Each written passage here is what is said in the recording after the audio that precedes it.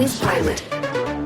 So this project I'm about to talk about is, I think, the one I'm most proud of, the one that really got me started and keep me going. And I'm really excited that it's coming back, and I'm keen to talk a bit more about that. But well done, past you. I don't say that very often.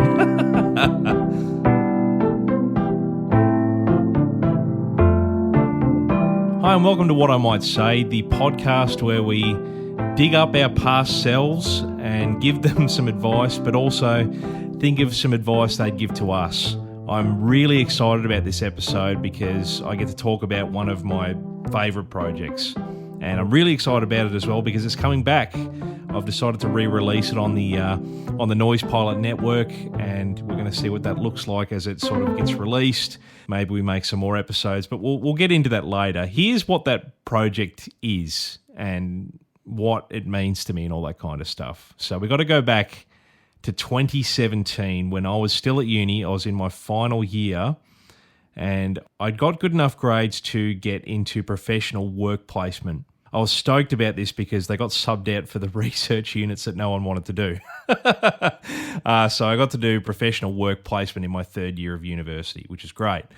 I was talking to my unit coordinator who sort of pitched where I might go. I think one of the first options was it was either 6PR or 6IX in Perth, and they're AM talkback stations. They're probably for a bit of an older audience, but that was a commercial radio station. That was where you potentially got a foot in the door, which might have led to paid work, which might get you into the commercial radio system in and around Perth. Great. But then the second option that I was sort of thrown was Vision Australia Radio. The university had a really close connection with that station. That station is designed to make content for people with low vision, have a visual impairment, or they have a print disability. So a lot of the content is reading magazines, doing talkback, a lot of different sort of forms of content for people in that specific community. I'd never been part of that community in any way. I'd never known anyone with a visual disability. I'd never known anything about it, but it really fascinated me, and I loved the idea of using my skills in a place like that because I was into audio, I was into podcasts. This seemed like a perfect place to try something new, and I really leant towards that one. I remember telling a lot of people in my family, and they were like, wouldn't you pick the option that would lead to work? And I was like, well, that's a reasonable thing to think, I think. It definitely appealed to me, the idea of going into somewhere that might get me a job out of uni. But I don't know. My gut was just saying, maybe I can hold off on that. I reckon I want to do this thing first. I want to try Vision Australia Radio. I went there one day and did a bit of a muck around on their computers and, had an introduction to the team there. And then we sort of sat down and said, right, what the hell are you going to do? It was, we could get you hosting a show. We could get you making something, but we've got to figure out what your, 40 hours is going to go to. And we sort of back and forth a bit. And then the coordinator sort of said, we had a volunteer who suggested doing virtual tours, like you count the number of steps to get up to the next floor and you describe what's, there in front of you at a museum or something. I tell you what, when I heard that idea, my brain exploded. I don't know, the best way to describe it is if you've ever played cricket before and someone throws you a really slow and loopy ball and all you want to do is run down the wicket and smash it over the fence. That is what my brain was doing. I was like, oh my God, that sounds like the best idea. I am so excited about this. That's what I want to do. I want to learn from you and how I can best use my skills to do that, because that felt like that ball that I just wanted to take the biggest swing at and hit it over the fence for six. Now, it's all well and good that I like, audio production and storytelling, but this is, a piece of content for community that I know very little about. So I really wanted to make sure that, I was getting the right feedback and I was making this in a way that include their audience and not just be something, great for me. So, the volunteers there and the people helping me to create this were really, really helpful in giving us the foundations of how I was going to make this. The main compass point at the beginning was this really interesting thing that I never knew anything about, and that was audio description. The best example I was shown was this YouTube video. It's a trailer for the movie Frozen. Have a listen. A carrot-nosed, coal-eyed snowman shuffles up to a purple flower peeping out of deep snow. Ooh, hello. He takes a deep sniff. His nose lands on a frozen pond.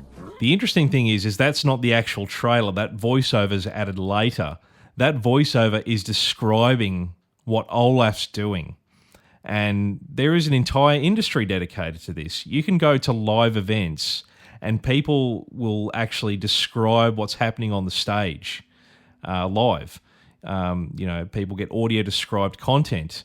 You can go to museums and plug headphones into certain spots to, have the exhibits or the plaques read to you. There's actually content like this that I didn't know about. And I was like, well, that is a really easy place to start.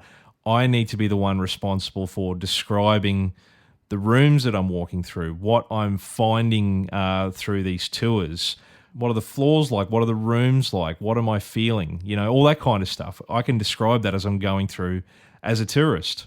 But then there's a gap of tours are much more than that. So maybe we need a tour guide. So maybe I need to go find places that specifically run tours. So that was the next thing, is getting a microphone on a tour guide who knew all about the information and how to best tell me all about it. So now we're turning into a proper tour. And then, of course, the other really amazing thing is when you're listening to sound effects recorded in stereo, you can get a really clear image of what you're hearing. For example, if you hear my footsteps and they're echoing, we're probably in quite a large empty room. If you hear a door creak, you can kind of get a gauge of how heavy it is or how old it is. So that's what I wanted to do as well, is just sort of get general recordings of what we're touching, what rooms we're in, what the environment sounds like, so we can really fill in the gaps of what I'm not describing and maybe what the tour guide isn't focusing on either. So this is a really full production now. And we all loved it. I got some really great feedback and help from the volunteers there, and we just went, let's give it a go. First episode is my favourite, the Fremantle Prison. It's a heritage-listed building, and they do tours there, and it was just prime location because this is exactly what we need to be doing. It was a cold, sunny, Freo winter morning, and we get there, mic up the tour guide. I walked around with this giant 8-track portable recorder around my stomach, or hung around my neck on my stomach. I look like a giant Teletubby, and that's where all the wireless mics were plugged into. And I also had my headphones on to make sure that I was listening to what the mics are picking up. I also had a stereo recorder in my hand. I also had my mate Paul come along with me to record sounds as well. We were kitted up to the nines to record this thing. And we went on this tour. It took me about 10 minutes to realise that I needed to shut up. I kept trying to ask questions and involve myself and have a back and forth with this tour guide. And then I realised this tour guide is very good at what she does. She already has all the information. Let her speak, let her do her thing, and you can find ways to chime in later, or if you genuinely have a question, then chime in. And I'm going to play a piece of audio here that, oh my God, when I still well up, like I get teary when I listen to this because it's like one of my favourite pieces of audio that I've ever made. Through the door and up a small step, we enter the gallows, a dark room with timber floors. A metal railing in the middle of the room separates us from a large iron lever operating a trapdoor in the floor on the other side of the railing, which shows a room with stone walls beneath. A large wooden beam is suspended over the hole in the floor with a hangman's noose draped over it. dangling over the trap door. Now the man will be walked through to here. When he gets to the bottom of the steps, they pull the hood down over his face. They walk him through here. They would be weighed, they were measured. It was worked out on a mathematical equation, the drop of rope needed to break your C1, C2. Nobody is going to be strangled to death. There are no second chances with this. The trap door would be up. If the man is really frightened, he can be sat on the chair and he can be dropped on the chair. The executioner drops the rope over his head. In the same movement, he slams that across. The lever crashes down. The trap door crashes after it. There were pigeons up on the roof. The pigeons took off, and everybody knew, out in the yards, waiting silently, that the execution had taken place.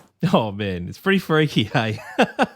This was a really awesome moment on that tour, and I just love listening back to that. I'm going to show a piece of unreleased footage here because I was obviously in this mindset to shut up. We're listening to Sarah tell this story. It's a story about a man being executed, and in the middle of the story, out of nowhere, she reaches back in one motion and slams that lever, and then I'm like shocked and still listening to this story, still knowing what we're recording. And then she says this. Okay. Give me a few leads. Do you need want more? No, that's fine. That is the sound of me and Paul as just stunned mullets, because what she was saying was amazing and creepy and highly descriptive, and we were just in awe of it. And that was kind of our experience in that moment. But it really, what was happening when she was telling that story is exactly what needed to happen, just telling a fantastic story in a unique way for a unique audience. And so we did that tour, and then we did two more. We did the Maritime Museum and we did SciTech. And we found different ways to sort of describe what was happening there, to, coach tour guides and stuff like that into delivering a product that I guess none of us really understood what it was, and it was very early stages, but we come out with something that we were incredibly proud of. And in 2018, that project won the 2018 Community Broadcasters Australia Award for Excellence in Creative Audio. And my God, I'm still proud of that. A lot of the time, I go back and listen to my old stuff and I cringe or I critique it. I'm a horrible, horrible critic. I can listen to all 3 episodes of this without flinching because I'm so proud of it. And I put so much effort and time and love into this that I constantly chase projects like this and constantly chase the high that this project gave me. So if I could just see my past self in the middle of doing this, I'd just give him the biggest hug and just thank him for doing this and sticking with it and being so determined. But I tell you what, I know my past self in this particular instance, if I'd have jumped into a time machine and just gave them a hug and said thank you, I think they'd be a puddle of mess on the ground. They would be inconsolably crying because this was the point in time where I was burning out. This was the time where I was really obsessed in the work I was doing, really obsessed in spending ridiculous amounts of time in production, on my uni work, on trying to succeed. And I think my friendships really struggled with that because I was irritable, I was angry, I was, constantly competitive with myself and others. I've been told about myself then that I was very sensitive, very highly strung. That is a very reasonable thing to say. My physical health was probably not doing so well. I wasn't eating great. I wasn't sleeping well. I was pushing myself insanely hard to make this. And after 2 years of really hard work at uni to get an opportunity like this, I really doubled down again. So this was the point where the main thing I tell them, though, is this is you burning out, mate. The reason you're inconsolable right now is because you don't understand what burnout is. You don't understand what you're doing to yourself, putting yourself through the ringer like this. You're going to run yourself into the ground and destroy yourself. You're being way too hard on yourself. You're doing way too much, and you're putting too much into one basket. You need to realize your body is telling you in so many ways you need to take a breather. And of course I would have disagreed then, but I tell you what, I wish I could have planted the seed then and, not realised it 5 or 6 other times when I went too hard on things or, really burnt myself out and got stressed and anxious. It took several more goes on that bloody roller coaster to realise that I needed to listen to my body and find ways to not feel that way anymore. Between 8 years from now and the present, there's so many times I just should have been a lot more aware of burnout and stress and damaging my relationships with other people from being cross and irritable and sad and reclusive. You may feel like it's worth it, but there's a way of doing this happy. It turns out this whole thing is easier and more fun and delivers a better product when you're happy. I only learned that really this year, playing cricket of all places. I noticed that when I was pissed off and over-competitive and displaying all those traits that I've just mentioned, I bowled worse, which would make me more angry, and then I would bowl worse. So what I then decided to do was take the stress out of it, smile, make a joke, be a stupid little fella, and think about the relationship I had with my teammates and having a laugh with another person who was batting. We're all just here for a Saturday for a laugh. And I dominated then. I bowled better. I got more people out and I just had more fun. Literally just take that mentality. You bowl better when you're happy is probably the best way to summarize the advice I'd give them. The advice they'd give to me, though, is just keep chasing these projects because they're so worth it. Back the underdog. Work on the project that doesn't pay you anything. If it's awesome and you're proud of it and, you can leave the world in a better place than where you found it, that's the project that you need. That's what's going to keep you doing this, and it will repay you in some way down the track later on. We'll figure that out, but that's what you need to be doing, and that we can handshake on that because that's what Noise Pilot is really based on. The shows that we're making here, we're trying to be unique. We take on people and projects that don't have any money, but they're just nice, likable people, or they just didn't have the confidence to jump on a mic, but they still have something important to say. And that's the reason we're still doing this. That's the reason we still love it. And that's the reason why we want to keep doing it. And it's the reason why I owe this project absolutely everything. And look, I'm already welling up because I'm beyond proud of this project. And, even though it was tough for him, he got through it and made something amazing. So well done again, younger self, and well done to everyone who helped me get through this and make something awesome at Vision Australia Radio.